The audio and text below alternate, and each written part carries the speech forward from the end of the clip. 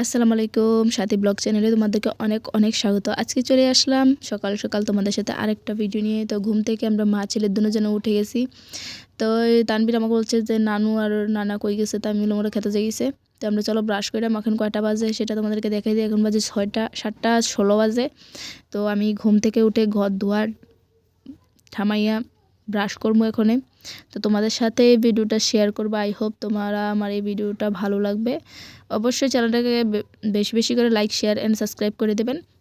জানি একটু কথার দিকে থেকে আমার একটু মিস্টেক হতে পারে, তারপর আমার সাহায্য করবেন আমাকে, যাতে আমি আরও সামনের দিকে নিয়ে যেতে পারি। তো তানভীর ওইখানে বসে রইলো, আমি চলে গেলাম আমাদের যে গোসলখানায়। ওইখানে আমরা কলগেট, টুথপেস্ট যেটাই বলেন সেটা আমরা এখানে থুই। আমরা কলগেট দিয়ে ব্রাশ করি, আবার এখানে যে ছাইটা আছে সেটা দিয়েও ব্রাশ করা যায়। তো আপনাদেরকে আমি প্রথমে কলগেটটা দেখাবো, এটা দিয়ে এখন আমি ব্রাশ করব। আর যে ছাইটা, যে সময় ছাই দিয়ে মাজার ইচ্ছা হয় তখন এই ছাইটা দিয়ে মাজি।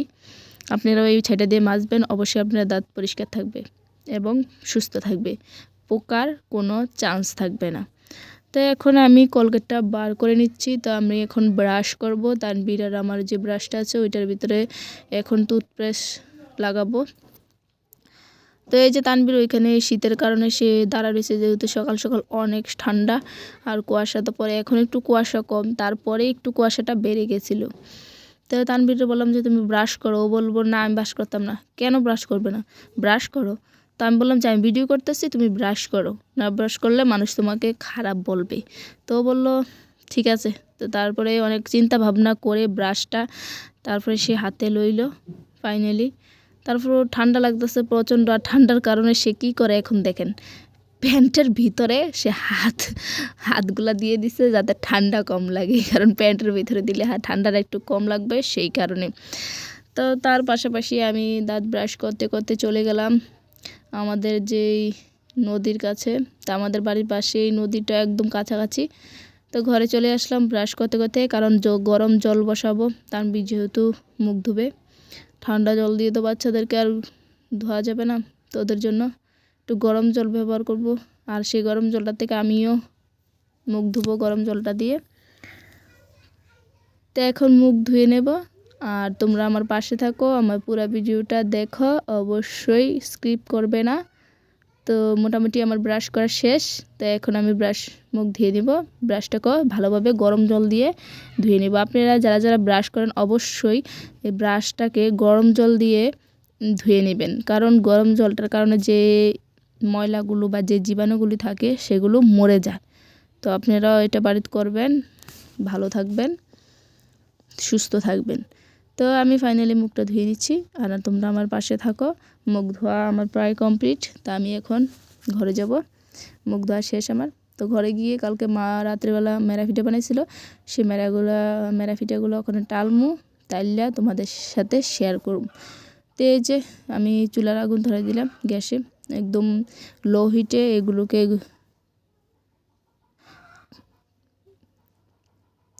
এই যে দিয়ে দিলাম অনেকগুলো। লো হিটের মাধ্যমে এগুলোকে গরম করতে হবে, নাহলে বেশি যদি আপনি হিটটা রাখেন তাহলে এগুলো পুড়ে যাবে। তো আমরা একদম কম হিটে এই পিঠাগুলোকে একদম সুন্দরভাবে নরম তুলতুলে করে উঠাবো। তো আর পাশে কারেন্টের চুলায় আমি একটু লিকার চা বসালাম। আপনারা এই পুরান যে পাত্রগুলো দেখতেছেন কেউ কিছু মাইন্ড করবেন না, যেহেতু আমার পরিবারে কেউ জানে না যে আমি ভিডিও বানাই। তো আমি নিজের ইচ্ছা মতো ভিডিও বানাতে থাকি। এখানে কোনো আমি পরিচ্ছন্নতা বা কোনো কিছু দেখাচ্ছি না, বাট এগুলো পরিচ্ছন্নতাই, আমরা বাড়িতে যেভাবে খাই এরকমই। তো যেহেতু আমরা এই বাড়িটা যতদিন না নষ্ট হবে ততদিন তো এটা ফেলতে পারবো না, তো সেই কারণে তো আমি আমার পরিমাণ মতন চা পাতা, চিনি এবং আদা আর একটু লবণ দিয়ে দিছি। তোমরা পরিমাণ মতো দেবে, যে যেরকম খাও ঠিক সেরকম দিবে। তো চায়ের কাপ নিয়ে চলে আসলাম।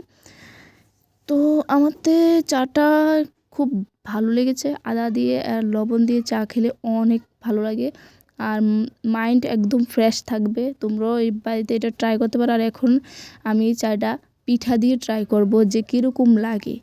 তো পিঠা দিয়ে তেমন একটা আমার থেকে ভালো লাগেনি, কারণ পিঠাটা থাকে যেরকম, পিঠাটা তোমার সবজি দিয়ে খেতে কিংবা চাটনি দিয়ে খেতে ভালো, চা দিয়ে খেতে ততটা ভালো না। তারপর আমি একটু ট্রাই করছি যে কীরকম, কারণ এটার ভিতরে তো চা ভিজে না, তোমার যে সবজিটা হয় বা চাটনিটা হয় সেটা দিয়ে খেতে অনেক দারুণ। তারপরে চাটা খাওয়ার পরে আমি দাঁড়িয়ে দাঁড়িয়ে চা খাচ্ছি। আমি আবার চাটা দিয়ে না খেয়ে পিঠাটা আমি আবার সবজি দিয়ে ট্রাই করছি, সেটা তোমাদেরকে দেখাবো। এই জায়গাটি আমার মার মোরগ, ছাগলটাও আমার মার। আর তানভীর এখানে খাইতেছে, দেখো ছাগলের বাচ্চাটা এই হচ্ছে ঘরের ভিতরে। তো তানভীর এখানে বসে পিঠা খাচ্ছে। আমি বলছি না যে তরকারি দিয়ে স্বাদ, সে কারণে তানভীর তরকারি দিয়ে খাচ্ছে, চা দিয়ে খায় না। তো এখন আমিও তরকারি দিয়ে খাবো। এটা আমি কালকে বড় মাছ দিয়ে আলু দিয়ে রান্না করছি। তরকারিটা মোটামুটি ভালো হয়েছে, অনেক স্বাদ লেগেছে। আর পিঠাটা খেতে অনেক দারুণ হয়েছে।